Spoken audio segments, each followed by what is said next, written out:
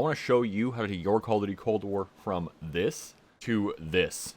There's really no comparison here. Obviously, you can see more, it's brighter, and it just looks better. Let's get into my settings. Alright, so before we dive into the filters, let's look at my settings so you know what we're actually working with here. So the settings of note that I use basically are color blindness modes, Deutrenaopia, all the way around. It's just what I'm more comfortable with now. 120 field of view, affected, and affected there. Medium, medium, medium, disabled. High, disabled. Low, medium, all shadows. And I want all shadows because the shadows will definitely tip you off to where people are coming from. Because if they're running up on you and they're above you on a ledge or something like that, right? The light above them is going to cast a shadow down below. And I've gotten a lot of kills that way that if I didn't have the shadow, the guy above me would have taken me out for sure. Or people coming around corners with dynamic lighting. It really matters if you're trying to get the most kills possible in Call of Duty. As far as special effects shadows go, I don't worry about those. I don't want as many dirty spots on my screen. So I got rid of that and the weapon shadow as well, because the weapon shadow really doesn't add any depth to anything. Obviously, no ray tracing stuff, so I'm not running an RTX card. Anti-aliasing, I run on Filmic SMA 2 times. Low ambient occlusion. Disabled motion blur. Disabled the subsurface scattering. And disabled the order independent transparency. So while the game might not look absolutely gorgeous, it's going to actually work well for you, get the frames you need, and put you in a position to win, hopefully. So I'm currently running a 6 sensitivity with an 800 DPI. And I'm trying to get that lower and lower on a regular basis because it will increase my accuracy over time to have a lower sensitivity with mouse and keyboard. I run 1 across the board, so this really doesn't matter whether it's instant or not. As far as my movement behavior goes, I run tap to slide, and this is very important for controller players. That way you're not beating the crap out of your stick. You can just kind of tap it and slide and get yourself out of harm's way, hopefully, or into cover.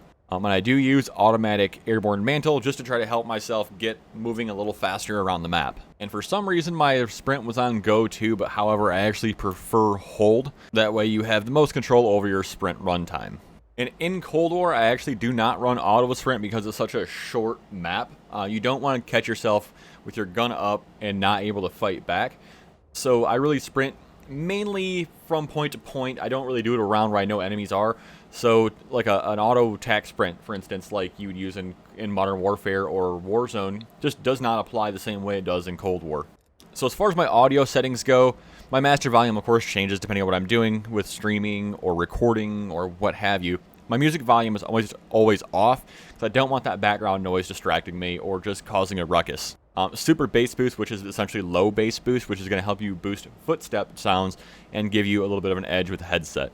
Hit marker sound, of course, you want that on so you know when you're getting your shots without having to have the on-screen thing. Or if you shut that off, you do have the extra sound capability of hearing people around you instead of hearing the when you hit somebody. But if you're somebody that wants to adjust the multiplayer, if you're somebody that wants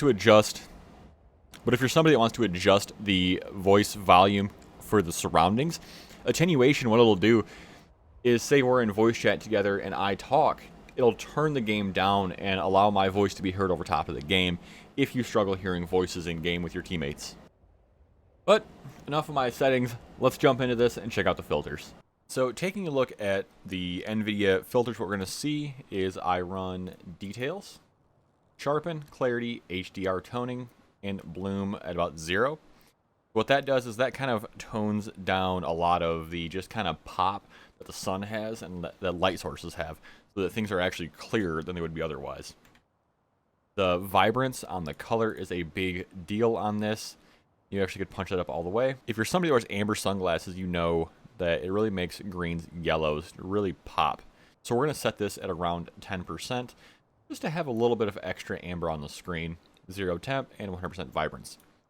Finally, our brightness and contrast, exposure 0%, contrast around 30, highlights at 100%, shadows minus 100, and gamma at 15%. As you see the counter on the very top, we're roughly around 90, 95 frames. Turn this off, and we gain about 10 frames.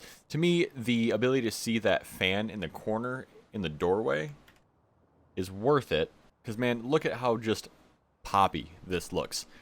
So let's run a game with these settings, you can see what it's like in action.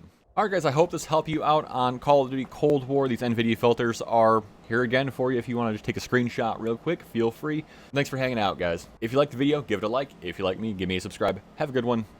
I'll see you around.